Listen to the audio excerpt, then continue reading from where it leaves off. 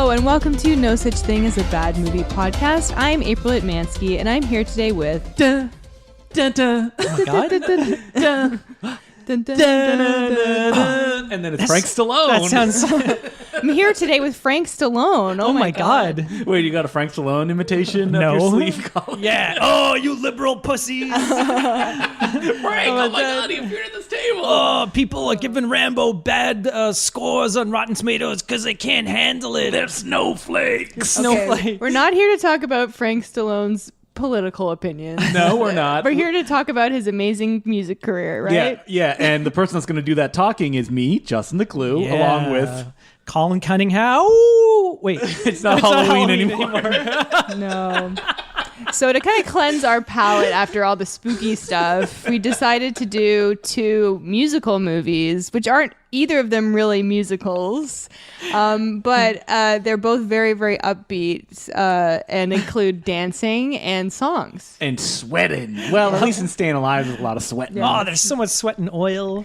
So body first oil. movie, we did the infamous sequel to Saturday Night Fever, Staying Alive. So, Colin, did you base your life on Saturday Night Fever when you saw it back in the 70s? No. No? Because you know this was Siskel's favorite movie of all time. I He did even hear bought that. he bought John Travolta's white suit from That's the movie. right. Because for people that don't remember, Staying Alive is not the Bee Gees-filled musical. It's mostly like a downbeat look at like kind of scuzzy dudes that are living in New York. Yeah, I mean, Yeah. I'll admit, I haven't seen Staying Alive since high school, but Saturday Night Fever? Oh, sorry, Saturday Night Fever. I think I said Staying Alive as well. My bad. Yeah, but I remember obviously the disco competition, which is the scene that everybody loves, and I remember there's like a guy who knocks up his girlfriend and ends up falling off a bridge. But he jumps off a bridge. Yeah. Oh, I Yeah. thought it was an accident. No, he Commit suicide. commits He's suicide. like drunk on the bridge. And wasn't there like a ugh. gang rape scene or something Yeah, there is. too? I think John fuck yeah. Travolta is involved in I it. forgot about that. Yeah, It's pretty scummy. Yeah, I think it's it was really rated- scummy. It famously was rated R, and then they did like a PG version. Oh. And the television, songs probably. became very popular. Right, that makes Yeah. sense because like the soundtrack by the Bee Gees was like a cultural phenomenon. Mm-hmm. Like this was till I don't know when it was like the #1 selling album of all time. Well, pretty didn't much. that movie also kind of catapult like disco as well? Like, Absolutely. Yeah, more so popular? it makes perfect sense that they're like, we're going to make a sequel to this massive box office hit. What auteur can we bring to the screen? Can bring this to the screen? And I mean, I think the first one is directed. It's John Badham who directed Staying Alive. Oh, really? I think. Saturday Night Fever. Saturday Night Fever. Sorry, Sylvester Stallone directed Staying Alive. Yeah, so That's the right. story goes that I guess they were trying to get it done for years and years, and then You need the perfect artist. perfect artist, and then Travolta saw Rocky 3, and he There's he's- a lot of montages in this movie. and said, you know, whoever directed this. This is how the story goes. He said, whoever directed this knows how to do a great sequel, and it was written and directed by Sylvester Stallone. So the studio approached him. And Stallone said, sure, why not? The only film he ever made that didn't star him.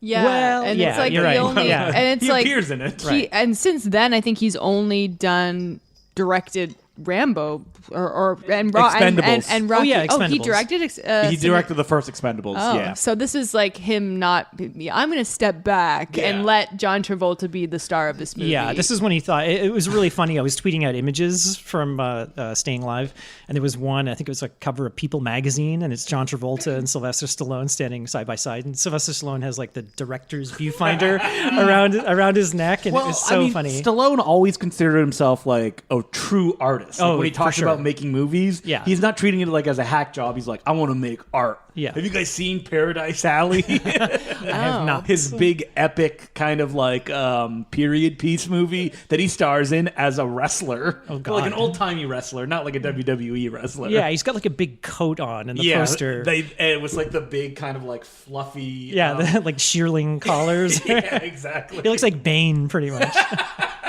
What would Sylvester Stallone as Bane sound like? I was born in it. Even more unintelligible. That sounds more like the Phantom of the Opera or Ghost or something like that. Oh. Wait, are those the dulcet tones of Frank Stallone that I hear? Speaking of which, I was like, wow, you know, Frank Stallone is actually good at something. Music. He has like a very like pop rock sound, and Totally. also the songs that he supposedly wrote. I'm sorry, the songs that he wrote are great. I like. Are you a Frank Stallone truther? Wait, are you like No, I scared he's just going to con- listen to just the confu- podcast? Yeah, but no, but I don't know. But I was very because he litigious. writes some of the songs in the movie that he doesn't sing, and then Right. he also sings some, and he's also a character in the movie. Yeah, playing Carl, which Carl is, the which is guitarist. great. So, what is this movie about, April? Well, Tony Manero, that's his name, right? I think so. Sure. Yeah. So I think it's 6 years. Let me check my tattoo. I think it's 6 years in real life and like in the movie. Later, he has moved to New York and he's trying to make it on Broadway as a dancer. He's moved to Manhattan, I think, right? Yeah, that's right. Sorry, he Yeah. was in Brooklyn before. I used to live in Brooklyn, and now I'm in Manhattan. And the film opens with John Travolta sweating up a storm Yeah, in front of a silent Kurtwood Smith. I was like, oh man, Kurtwood Smith looks so angry and pissed off. Because he's like, these dancers suck. He's like the choreographer, and it's like this big audition, and they've all got numbers on. They're dancing, and it was the first Frank Stallone song. It's amazing. What's it called? What's it called? It Ain't Over. Something like that. Something yeah. like that. Far From Over. I don't know. Yeah. It's a great song. It's really cool. It's a great opening From sequence. And Kurtwood Smith, they keep cutting back to him. It's like He's this like, montage, and he's shaking his He's a head. dance choreographer. Yeah, he's doing the pissed off smoking. He's like, oh. "Ah." And I'm like, oh, we're gonna get Kurtwood Smith as like the evil, not evil, but demanding dance choreographer in the film. Nope. Nope. Never see him we again. get a different guy as the demanding dance choreographer with a ridiculous beard and a giant coat. in every He's scene. dressed like a lion tamer, by the way. I wish it was Kurtwood Smith. He's literally dressed like a So lion John tamer. Travolta in this movie is a huge jackass. He's a cad. He's a bit of a tomcat. That sounds so like Polite, charming yeah. and like well, a I scoundrel. gotta say, he is charming. Like that's his character, but he's constantly cheating on his girlfriend, which. Okay, so I think that they have like an open relationship, but then later you kind of find out that she just knows that he cheats on her, and she's not like He's not hiding it. no, No. but she's not like sleeping with other people. She's just like, oh, I just came to expect it. Like you're standing me up all the time. But at Yeah. some point, she says, you got to stop this. We're breaking up. He is such a selfish, self-absorbed asshole in this movie, and he treats her like garbage. Well, he's he's charming, but then he's like, okay, I'm going to be back in 5 minutes. And then he never comes back. he's constantly standing her up, and the Yeah. only reason he gets away with it is because this is like John Travolta at the height of his charm. Like, Is he charming He's- though? well, the he first looks time- very robotic. No. If people He look on think- my Twitter, I posted a gif of him like clapping, and it looks like No. someone taught him to clap. No, when he goes to like he shows up late to his dance. He's a dance teacher to earn a living, and he shows up late for his lessons. And then the owner of the dance studio is kind of giving him crap, and he kind of charms her. And you're like, wow, this is He's like, here, I give you $5. I give you $5. Put it towards my down payment for something. I forget what the little The thing is that like his charm translates to like also kind of bullying any woman that he has Yeah. like a crush on until she goes out with him. Yeah, he's like an Yeah. immature baby. He's like he's like a man child. Yeah, so his girlfriend Jackie, who she played by, Cynthia Rhodes, who's is like this- amazing in this movie. I she's gotta really say. good, and she's so like sweet and lovable and talented. She's a dancer as well. She like sings in a band. Get And- away from him. He's bad. She sings in a band at a nightclub, and she's at the dance studio, Yeah. and she's in the chorus on Broadway. And Travolta's like giving her shit and being like, "What? You don't want to do something that's just you? Don't you want to like make it?" And she's like, "Hey, like I've kind of given up on that dream, but I'm happy." But she's doing pretty well. She has her own band that she Yeah. like fronts. Yeah, and sings Exactly, sings and almost every she's night. on Broadway. And- She's just not the star. She got Frank Stallone to play guitar for her in the band. yeah. Frank Stallone. There's a scene where Travolta shows up to her singing, and it's really cool. It's a really good song. And Frank Stallone is playing guitar. His name is Carl, by the way, in this movie, and he's playing guitar like he's having sex with a guitar. And you Is can that tell- your review of Frank Stallone's album? Yeah. Frank Stallone plays like he's making love.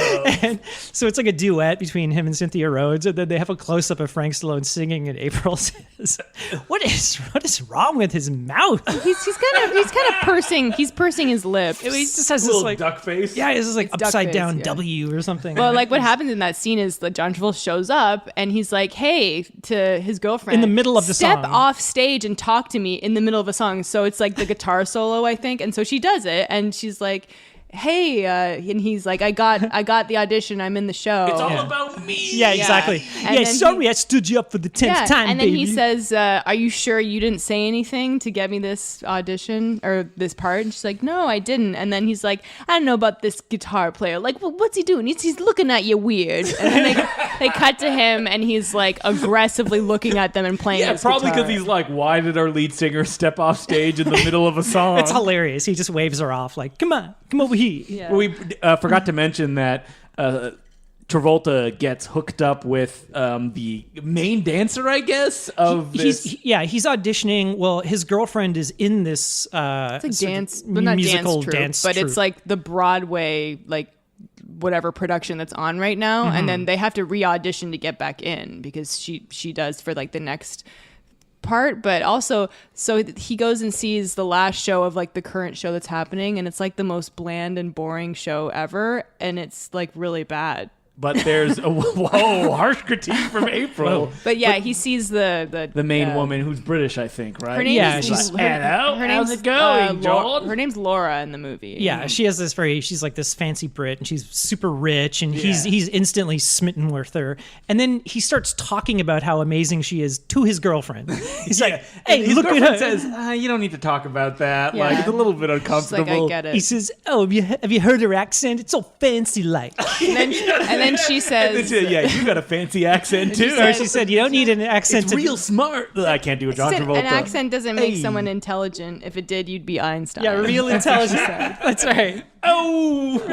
Oh. So what was your favorite part, Colin? Um, I'm saving the big climax because we can save it. Somebody could say that. I gotta say, the thing that most surprised me was the soundtrack. This has got some good yeah. tunes in here, man. Frank Yeah. Stallone. This is is like the ripping it up. only thing that Frank Stallone has done that I'm actually entertained by. Lots of Bee Gees songs. Wait, no. You love that movie that he's in with Terror in Beverly Hills. Terror in Beverly Hills. Oh yeah, but he's barely in He's it. terrible in it. But But yeah, yeah, these half, are some. half the soundtrack is Bee Gees and half is the Stallone stuff. Yeah, it's not the most memorable Bee Gees song. No, it's like Compared to the definitely first B-sides. movie. Yeah. But It's so they're weird. okay. I don't know if it was one of those things. I know like the kind of disco era had passed by this point. This was like 1983. They played that Frank Stallone song twice. That Yeah. dun, dun, dun. I mean, I gotta say, my favorite thing I'd is, play it like 5 times. is the montages, and there are a lot of them. And There's- montages where they freeze frame while they're dancing, and they're often in awkward, weird like positions Yeah. and facial expressions, which is really funny. It's also lots of like super slow motion yeah, dancing. which also doesn't make them look very flattering because No. they're like their faces are like moving and contorting, and like they do that even during the big show at the Yeah, end. well, Cynthia Rhodes looks very kind of elegant and nice. John Travolta looks like this. He looks like an angry chimp kind of flailing. Is John Travolta, as Olivia Newton-John has said, one of the greatest dancers to ever live. Okay, Probably no. not. I will say this: he's a Sweaty? He's a dance icon. Okay. Yeah. Like as far as when Saturday Night Fever came out and Grease, that's all he was known for was dancing. He was like he sort of started the disco. It's worth noting that I think this is like him like in like the most like dancery like physique because he's very sure. very slim and muscular. Me and John Travolta share something in common because in high school I played the John Travolta role in Grease. Really? I did, yeah, in French. Speaking All of the songs were in French. speaking of Grease, he looks like he's covered in grease. The Rock in Fast Five. Yeah, he is so oiled up in this movie. It's incredible. Great. Yeah. Every time he's on screen. And I mean, one of the big issues with these kind of movies is that like the choreographers are always like, this is bad. And it's like, what? It looks like they're going all out.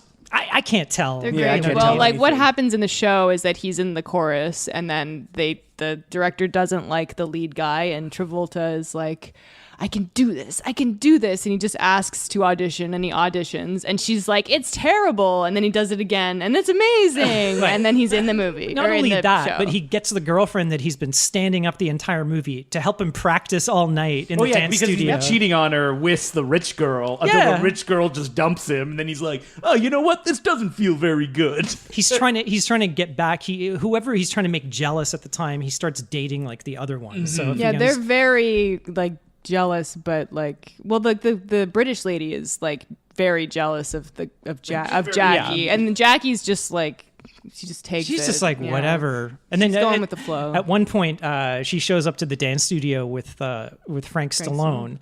And it's implied that he's dating her now. Carl, not Carl. She's like, oh, he's just a friend. And Tony hates him. He's like, oh, there's like musicians. Like, there's something about him. He's a little sketchy. Something about his mouth. So, April, what was your favorite part? I've been building up here. I trapped you. I mean, I guess gotta say I love this movie. I absolutely love this movie. It is a fantastic bad movie. Oh, you loved it so much. So you admitted before we started recording that you watched it. I watched it twice. Well, I didn't finish it the second time because I had to make a dessert. I woke up the next day and she had the soundtrack playing on. Oh yeah, that too. Yeah. Was it like the Ring? Like she's just sitting in front of the television, staying alive again. It's good. I mean, the movie is low on plot, but it's high on energy. Isn't your favorite part though the amazing climax of this movie, which is 20 minutes long? Before I have another scene I want to talk about. Okay. So Tony Manero lives in a hotel, which flop house, if you will, which is the most disgusting hotel room. It's like something out of like Maniac. No, it's like Basket Case or something. So what happens all throughout the movie is that the lyrics or all the songs are very on the nose to what exactly is happening.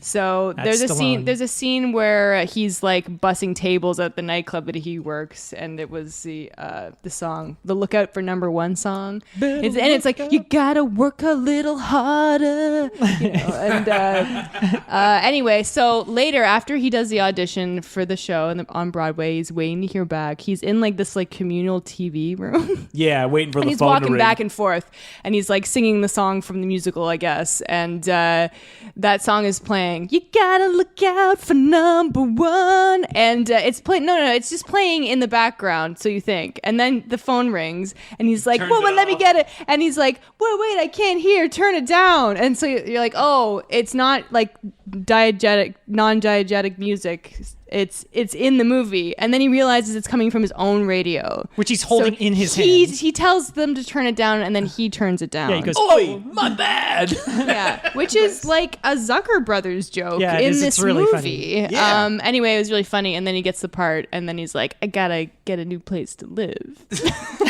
that what he says? Dueling John Travolta performances from April and Colin. But like, there's so many really, really cheesy lines in this movie that I really liked.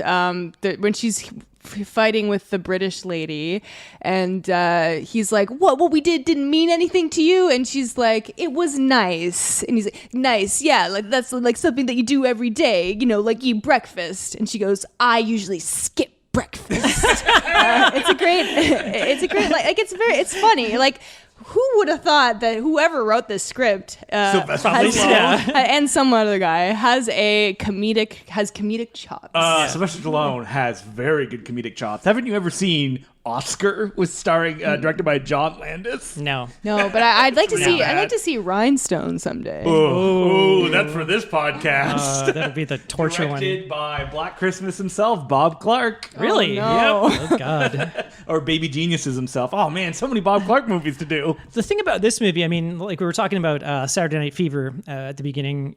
How it's like an R-rated movie. There's like swearing. This movie feels so Disneyfied and kind of sterilized. There's no like edge to it. I don't even think there's any swearing in this movie. No, because John Travolta says, I don't swear anymore. I don't drink. I don't smoke. I feel like it's a reaction to what people thought Saturday Night Fever was. It's like Staying Alive is the movie that we can actually sell this to people. Right. Yeah. Where it's like a lot of dancing. There's Bee Gees music in it. John Travolta's doing his thing. Right. That's what people want. They don't want any of that difficult drama, right? It's the version that they remembered. Yes, exactly. Because a lot of people, and I think I may have only seen the TV version, I do not remember any of that dark stuff, like, gang rape. Yeah, there is a great rape scene. I did see that, so I guess I did see the non-cut Yeah, version. it's very strange. It just didn't stick in my mind until like years later. And people All were right. talking to me. We can get to the best part of the movie, though. What is it? I keep calling it Satan's Inferno. Satan's Alley. Satan's Alley. That's the show they're putting on Broadway.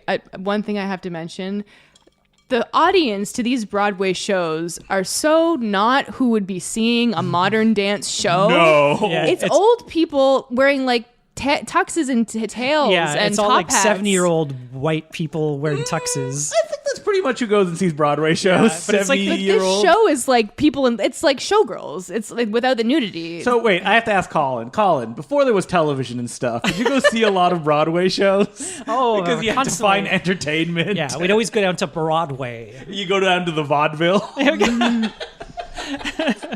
Hello, my baby. Hello, my darling. Hello, my ragtag guy. When those Marx Brothers would come up, those young ragamuffins, and they'd do some skits. Where was it in the Catskills where the vaudevillians would play?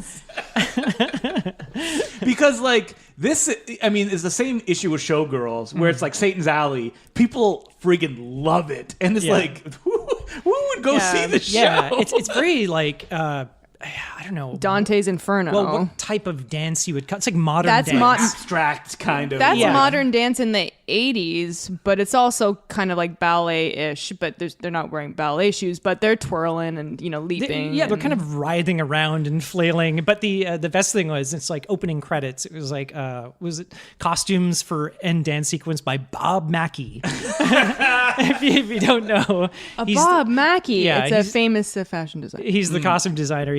Anytime like Cher would go to the Oscars, he would design these outrageous costumes for her to wear. And what's funny about the climax is that there's no dramatic through line or conflict at this point. Yeah. So the film tries to like construct this weird like John Travolta's going too far with his dancing.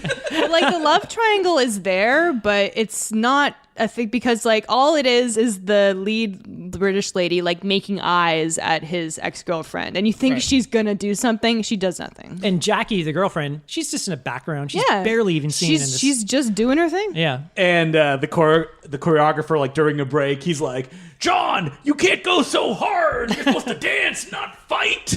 Tony. Tony, yeah. John Travolta just playing himself. This is really a documentary. John Travolta just lived his life, and Stallone just captured it as it was happening. Well, I got like he is doing an accent. It's not just John Travolta's voice. No, yeah. This is like his sort of New York, yeah. Brooklyn accent or whatever it is. You guys party too hard. He talks like that. He said that. And then the big climax of the movie is like John Travolta dances so hard that he like wows the entire crowd. He goes out on his own. He's Shoves like, his co-dancer. He's swinging around the British girl who plays the devil, and then she's like, "What are you doing?" And then he throws her off stage, and then pretty he much. just does a solo, and he's like dancing up the storm. Oh, it's so Yeah. amazing. And then like, the choreographer, what is she doing? This isn't a solo number.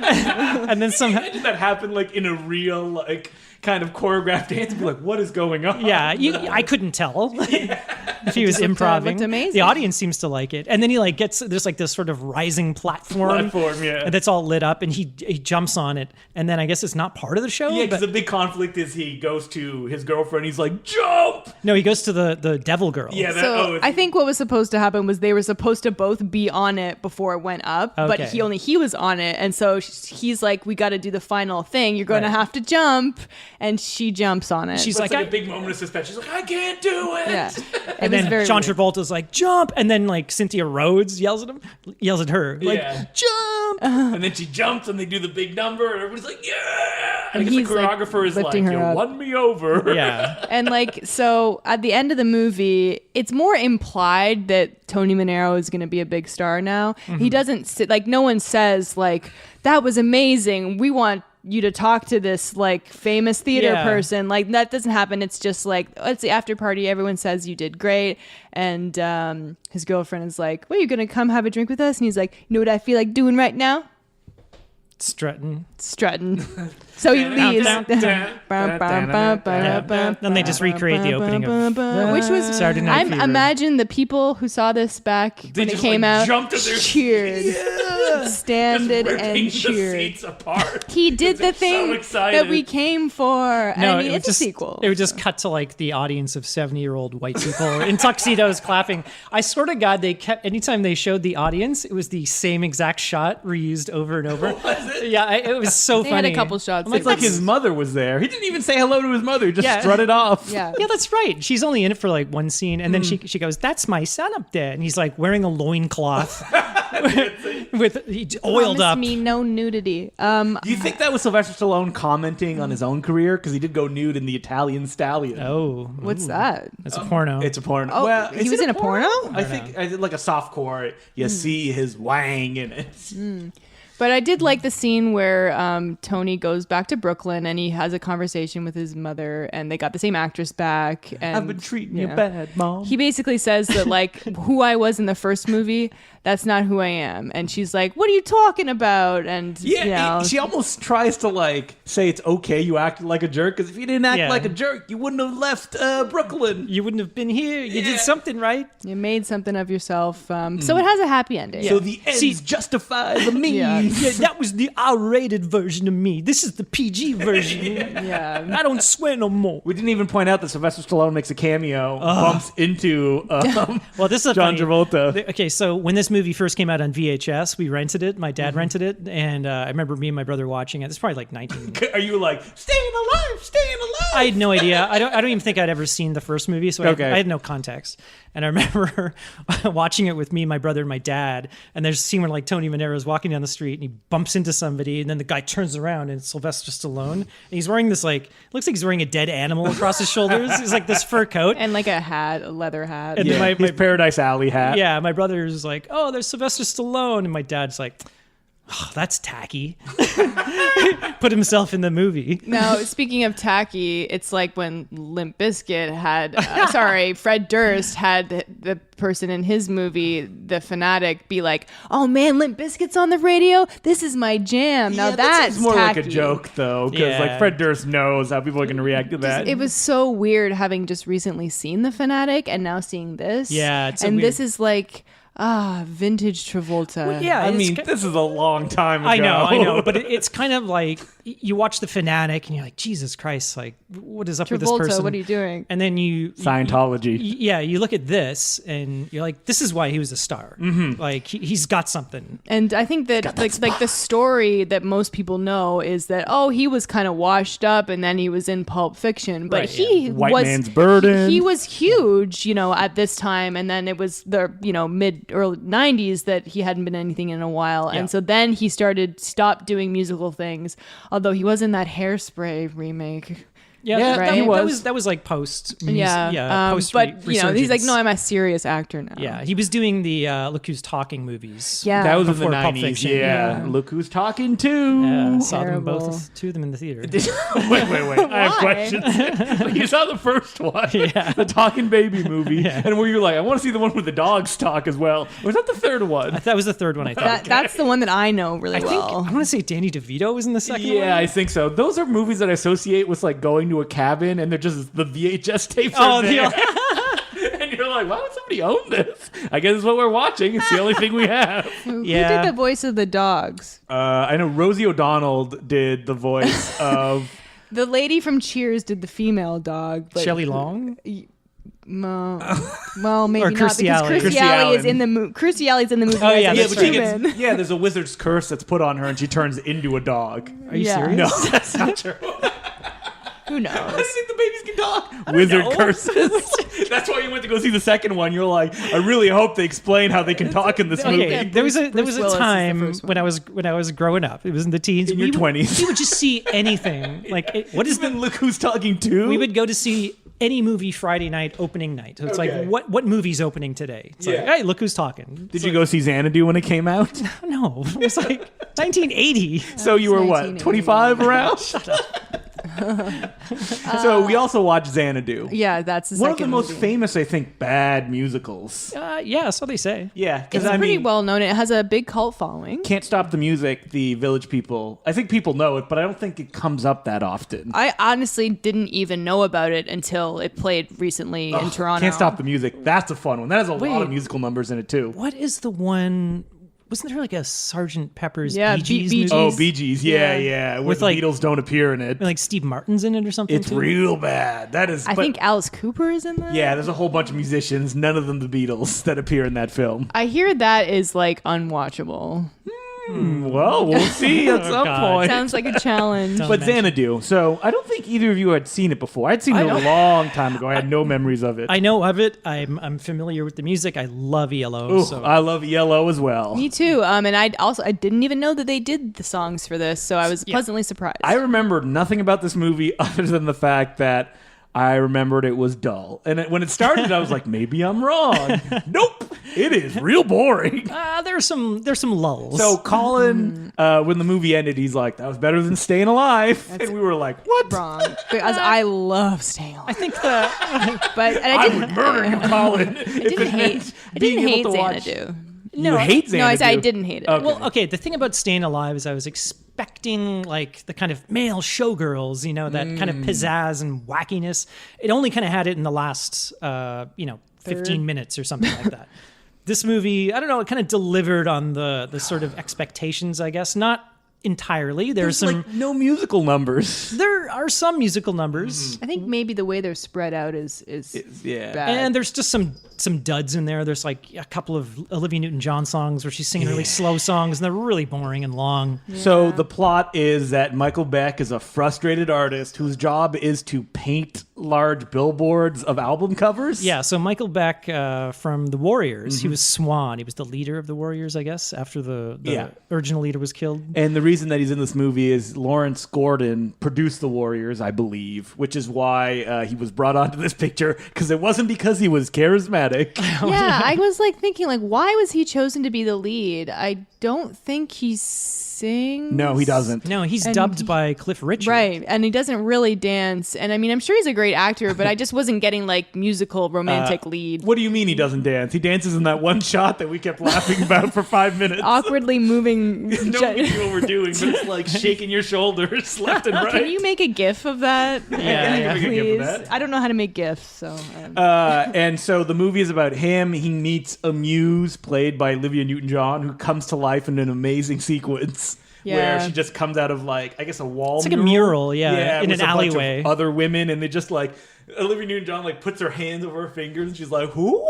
And they're like neon, like outline. It's like everything in this movie is surrounded by this laser glowing outline, right. which I have to say, it's done by R. Greenberg and Associates. They were like a famous sort of pioneers in visual effects, and they'd done a lot of commercials. So anytime in like the early 80s where you saw commercials with kind of like laser glowing, it's called slit screen effects. Yeah. Like if you look at, I think it's like Superman the motion picture with like the opening kind of texts, Which famously costs like $1 million Oh, or I'm something sure, like I'm that. sure. Yeah, R. Greenberg, they've done a lot of work and a lot of like VFX work, and but they're mostly known for commercials, I think.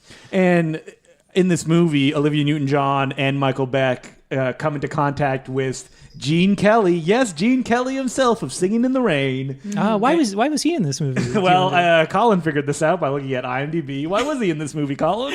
He took the role in this movie because the set was a short drive from his house in Beverly Hills. And they get together and they open a roller rink. That is the entire plot of the movie. Well, much. and like there's a little bit of Michael Beck. Is that his name? Yeah. He wants to be with Olivia Newton-John, and she's like, "No, I'm not a corporal being. I need to go back to Zeus the land. netherworld." And he asks Zeus, who's a disembodied voice, and then he's like, "No." And then at the end, supposedly, It sounds like you're going to fall asleep. April, I can't even remember. At the end, she shows up as a waitress, so I guess she's in today's world. Summarize the entire movie. What was your favorite part, April?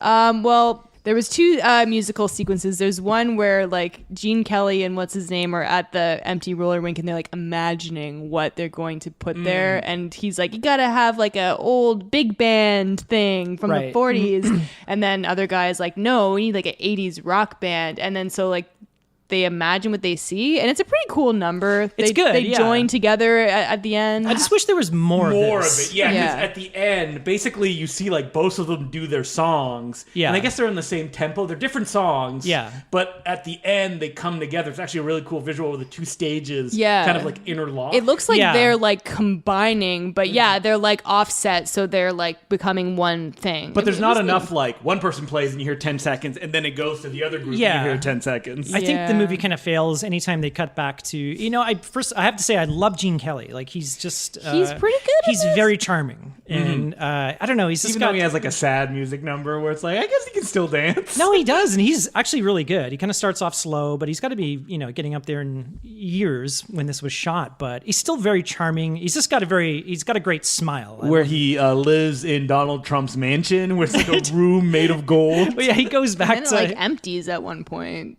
Yeah, that's right. Well, he kind of flashes back. So Olivia Newton-John, it's kind of implied that she's like this muse throughout the years. So he was like a kind of famous clarinetist, and he played with all these like big bands. Famous clarinetist. Whatever. There could be one out there. So it kind of flashes back and like shows that like she was kind of his muse, for a musical muse way back when. So I don't know.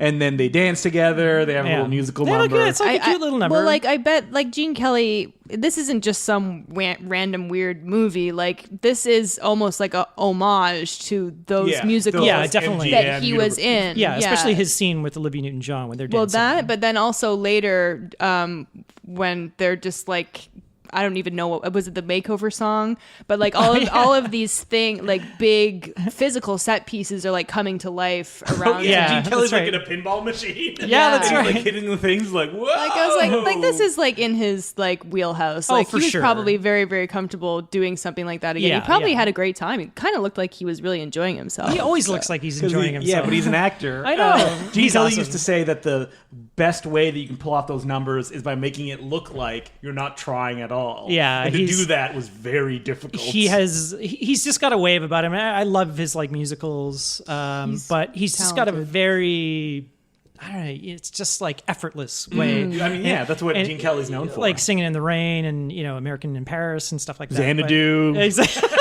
We forgot to say that this is like a roller skating movie. Everyone's on roller skates at all times. Yeah, is a roller disco fantasy. Yeah. I guess you'd call it laser So, neon. my favorite part is definitely the fact that the editor got this footage and was like, oh man, what am I going to do with this? So there are a lot of wacky transitions. They're amazing. They're like a video toaster, but like they had to do it like hand animated. Yeah, like- so it would be like a blind coming down and And like, yeah, It had sound effects. yeah, Yeah. star wipes. they're great. It looked good. Yeah, that was the fun part. The problem is like the director who went on to go do a bunch of like documentaries along the lines of Outfoxed seems so uninterested in making a musical. Yeah. He shoots a lot of numbers, and we complained about this during the Wizard of Oz one too.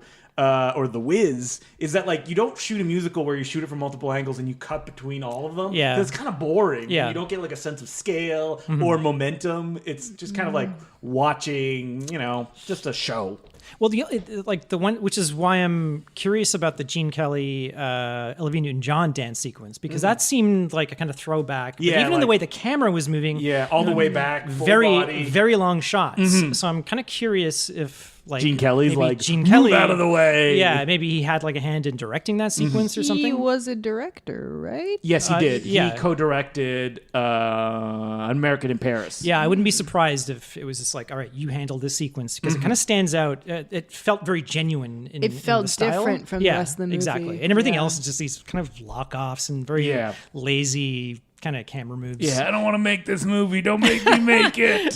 What was your favorite part, Colin? The end scene when they finally so good. When Come Xanadu on! plays It's so the great. best song. Two Okay. movies with great end scenes. Yeah, and this is what it's all kind of leading up to, and it's like this, this amazing kind of Art Deco building. Yeah. I don't know what the name of the building is, but it's Xanadu. The Xanadu. Yeah. This is their roller rink, and through magic, it is- Which I it's sort of- called right at the beginning Yeah, of the movie. it's like this derelict sort of slum building, and it gets renewed, and all the sort of like different styles of dancers. the and stuff. Warriors all show up to do a dance number. Yeah, so this is like Michael Beck reenacting the Warriors. So it's like they have the Zoot Suit gang. There's a bunch of mimes. There's mimes. It's like Circus the performers. baseball furies. Even though like this musical number is a great song, it's Yeah. also kind of half-assed. There's a point where we're just like looking at two people on like a high wire that's like 2 feet off the ground. Yeah. And it's like we're staring at them for like 30 seconds. a long time, and then Olivia Newton-John's head is kind of cut off. She's She's like, are we looking at the wrong angles? We're supposed to be singing and we're supposed to see There her? were a couple angles like that where it seemed like we were looking at the wrong thing. Yeah. I was like, Multiple cameras. yeah. Well, it's just carried. If it wasn't for how fucking awesome this song is, like I love Xanadu. It's just amazing. You feel the editor sweating though. Like Gene Kelly shows up 3 times and Yeah. a split screen that starts the song. Xanadu. But he's great. He's like skating around like the rink and stuff. He looks so happy. It's amazing. The song ends, and I was like, play Xanadu again. But instead, we get like B-sides, I guess. Yeah. Just like a country song. And eventually, Xanadu plays again. I'm like, Yeah, we started cheering. It's amazing. Yeah, actually, that whole end sequence was like, it was like something you would go to a show to see. It was like Yeah. a stage show because like all the different costumes, but it's all Olivia Newton-John and I guess the 9 muses or whatever, all wearing the same costume. Only she's like the star, and it was like I bet you she did stuff like that like at her shows. I was like, watching like a Cher show or Yeah, something. or like a Shania Twain show or something. Yeah. Been to a lot of Shania Twain shows? No. Not that there's anything wrong with that. No, well, Shania actually, Twain's still great. around? Oh yeah. Oh, yeah. She did a show here like last year. Yeah, she just came back. But one of the muses, actually, who was a dancer, is Sandel Bergman. She's from Conan the Barbarian. She plays Schwarzenegger's... Isn't she in Hell Come to Frogtown She as is in well? Hell Comes to Frogtown. Well, she started out as a dancer, and she's one of the muses. So you kind of see her pop up. And actually, Cynthia Rhodes from Staying Alive. She John was in the Travolta's- chorus, although we couldn't didn't see really her. we couldn't find her. But April's like, I think I saw her. I think I saw Yeah. her in one shot. But like, It's like Patrick Swayze in Staying Alive, who's in yeah, one just shot. cameos all over the place. Yeah, I mean, is it a cameo if they're not famous yet? Sure. Brief appearance. It's a retro cameo. Yeah. They Yeah. time traveled back. People will be talking about this cameo. I mean, I understand why Xanadu has its fans, and I understand as well that Variety said this is a Xanadu. Classic. That's almost as good as the when Chronicles of Riddick came out, and then one of the reviews was Riddick ridiculous. Hey, we should do Chronicles of Riddick next. I love That's that an awesome movie. movie. Yeah, Why? and I guess it's not a bad movie if we all love it. But then we talk Yeah. about how awesome it is. Then we can talk about- a Diesel double bill. What's another good bad Vin Diesel movie? The Last Witch Hunter. Oh, that's so bad. I though. liked that I saw it in movie. theaters. Do you guys It was remember funny. that scene? He's on the plane and he like makes something in the fog of the window, and then he goes magic. I Yeah. laughed so hard when that happened. What about Triple X Return of Xander Cage? Oh, we did a Patreon episode about We it. did. We can talk about it again, though. I don't know. love Call, that. call me guilty. Oh, yeah, that's Find what we Me gotta Guilty. do. Find Me Guilty. Find Me Chronicles of Riddick. Oh, no. You know what I was really excited to see? And then it happened, and I was like, oh, that wasn't that much fun. Well, It you was- mentioned it. I did, and I was like hyping you guys up. I'm like, there's Yeah. a Don Bluth animated sequence. Who's Don Bluth for people that don't know? He's a famous animator. I think he used to work at Disney back in the day and then split off and started his own company. He did like the... Secret of Nim. Secret was of his Nim first is like a big feature. Friends with Dom DeLuise. But he's Was it? Yeah, he's- Dom DeLuise appeared in his he's in movies. all his movies. Is he really? Yes.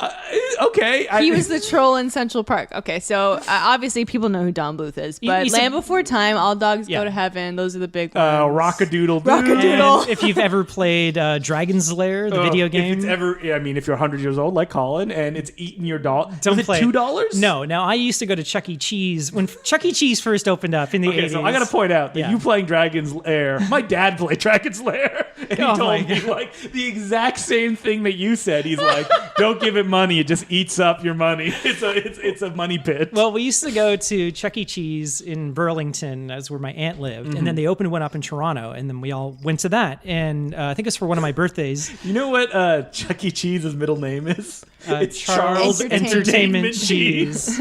Yeah. Well, back in the day, Chuck E. Cheese was awesome. So when it opened up in the 80s, they had an adult room.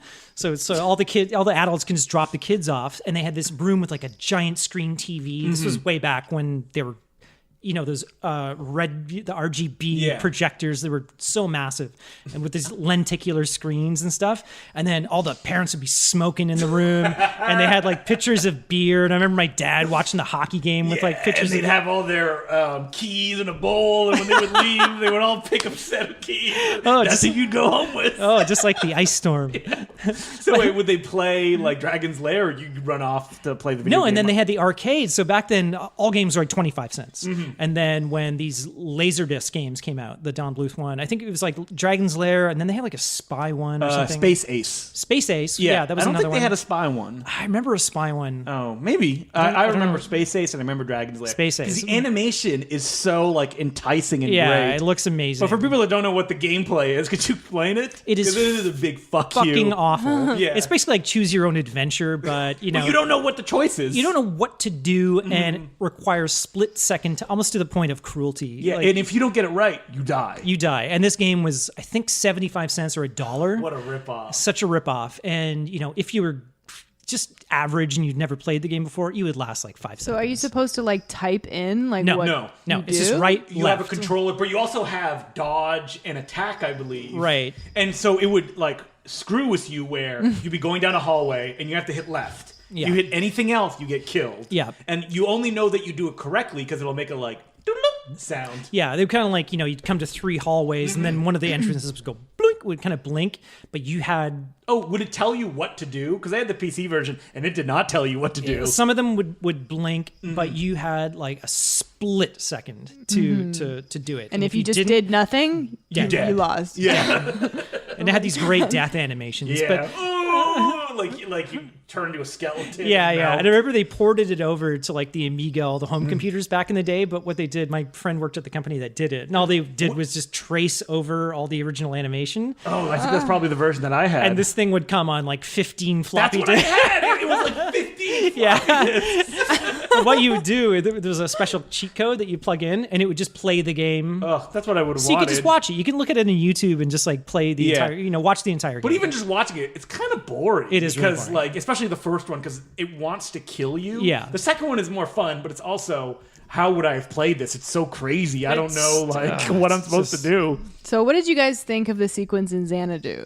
Which one? It was Oh, Don the Bluth. animated It's sequence. pretty boring. It's so boring. It's and beautiful, but it was like, beautiful. well, it's a good animation, and no yeah. denying that. It looks good. The characters look good. But if you're going to do an animated sequence, like do something magical and incredible that you can't do in live Yeah, action. it was just like something out of like These kind of lock-offs. It also has that, like, you know why I think it has lock-off is it looks like they rotoscoped them. It Because it does, has yeah. that Bakshi rotoscope Yeah, feel. I know what you mean. But it's almost like the director of Xanadu directed that. Yeah, it is. More lock-offs. And they're not even singing. It's like, No. why? Like, there's so many sequences in this movie. Like, we should point out they're like not real musical numbers. I think there may be It's a couple, two. like- Xanadu and the Olivia Newton-John Newton-John song, one, which happens at the end. Yeah, in it's the, kinda late. But, the like, Black Void. Come on, you're here for Xanadu, and she comes out in that like genie outfit, and she's got that fucking 80s feather hair. It looks awesome. Yeah, she so looks awesome. I great. mean, even though that April admitted near the end of the movie, she's like, I don't like Olivia Sorry, I Newton-John. said I didn't like her, but you know what? Maybe I just need to see more of her movies. There's nothing else, man. You've Man. seen Grease, you've seen Xanadu, See, you're this good. is what's like. She's clearly a really, really talented singer. And I'd rather see her like in a stage show, like at a concert. I don't think she's necessarily the greatest actress. I'm sorry. Have you heard the Christmas album she did a few years ago with John Travolta? Well, we know that the Okay. song on it because we found the video and laughed at it. So funny. I think I might like it or something. Okay, now you have to find this video. It's on YouTube. I'll it is one of post the it on the Twitter. funniest music videos. I got a little dance too. I think I might like it. We played it for like a party full of people, and everyone was like, laughing. what the hell is that? You find it on YouTube. Olivia Newton-John, John Travolta. It was from, I don't know, like maybe 5 years ago or something. It is, And they're both really old. It is and it's very awkward. so funny. And they're like talking about like getting together and it's in like it, John and they're Travolta both married. Is well, he's married, but come on. a shot around his house. He actually lives. he lives on Wear a. different wigs. In the Yeah. movie. Do you know that John Travolta has a wig room? Yeah, we talked about this before. did we? Yes. room. It would scan his eye. It was like Mission Impossible. Wait, what other John Travolta movie did we do? It don't might know. have been The Fanatic with Jim. I think you thinking told of. me that or Oh, something. okay. But Yeah, it's me, Jim. How's it going? But yeah, that music video is shot on his property. He has a house. His house is on a runway. It is attached to a plane runway. It's like this. In case his good pal Mel Gibson asked him for a ride, I guess. I want to say it's like this. It's like a rich people's resort in like Florida. I'm not joking. Where Like an old folks home? everyone has these mansions, and each house has its own personal runway. That is insane. Because he's a plane pilot, so he has a collection of planes, and he has like a jumbo jet that he fucking flies. And they all have different wigs depending on the day of the Yeah, planes. but it's like, how awful would it be to live not just near an airport, but multiple airports on a runway? So if he just wants to fly somewhere, does he just get in the plane and go? He's a pilot, yeah. It shows him landing in the music video. Well, here's It's what great. I want to know. Like, don't they have to like call air traffic Yeah, they do. control? Of course they do. Like, Of wouldn't okay? That's He's not like, I'm above the law. I'm gonna go to the store and get a new wig. He goes to the wig store. Yes. I want some of them pizza pies. because what if like everyone's up there flying? You know, Pockets. Okay, so April's asking the question: how are these skies controlled? Yeah. So there are air traffic controllers, April. Let but me like mansplain if this. if you're rich enough, you can just fly your plane whenever you want. Yes, Well, but you yeah, have to you just have- you have to clear the airways. Yeah. You have to let people know. I want to fly. Oh, jeez. Yeah, Come like on. Lenny Kravitz said, What was that? What? "I wanna fly Oh. Yeah, You remember didn't that sing song? it very Kravitz-like. I want to get away. Oh man, wasn't that the? Fly away. Yeah, that was. Yeah. It's a terrible song. That was the theme song. Xanadu 4. That was the theme Yeah. song for Star Trek Discovery season 2. It the was trailer. terrible season. Wait, it was? Yeah. No, it was just I in the. want It was in the trailer. It wasn't like the that's theme that song. Supernova trailer. Yeah. It's like, Mama told me not to come. And then they also do "I Just Want to Fly." You can't stand the heat, get out of the universe. Supernova. You Directed can't- by Walter Hill. Yeah, if you can't stand the heat, get out of the Maybe universe. we should watch that movie. No, that was real bad. Oh yeah, that was Chronicles of Riddick. No, we already said "Find Me Guilty." I've always been. Oh, like, is he's in that too? He's in Supernova. Wait, Vin Diesel? No, I Oh. wish. I wish. I've always wanted to watch "Find Me Guilty," so I'm very Me excited. too. And I never know- have. I know it's I'm not excited. How do you think the hair affects his performance? I feel like curly it's. wig. I feel like the hair is Like like it weighs Stacy. him down? No, I think it's like Stacy Keach in like that Body Bags episode. It drains his life out of him. All right. Okay, so these two, going back to Xanadu and Staying Alive, Yeah. these two movies are both enjoyably bad in kind of the same way, in that they're both really cheesy, and I love cheesy. Xanadu more has like weird special effects and stuff that Staying Alive doesn't have, but Staying Alive is just like a really, really enjoyable bad movie, and it's not like bad because it's like incompetent. No, it's just very, very cheesy. Yeah, no plot. And a little lack of plot. But if you love dancing movies like I do, absolutely watch it. And I wanted to say, like, there was this other dancing movie that came out in the 2000s called Center Stage that had even less plot than Staying Alive, and they had like real dancers playing characters, which was the problem. I rest my case. So Staying Alive is amazing. Guilty. Sorry, I set sir. precedent. Yeah. Death sentence. Yeah. All right, and I think most movies are available on iTunes all over Yeah, the both of place. these. Actually, Xanadu, amazing transfer. I Yeah. think that has a Blu-ray. Not sure about Staying Alive, but it probably at least has a DVD release. But the Staying Alive that we watched on iTunes also looked great. Like, it wasn't really like, it's not like pristine, but I mean, it looked pretty good. Xanadu Could is be better. Xanadu is Criterion. shockingly good. Xanadu actually was like looked better, and it was in Yeah. surround. So Yeah, it did.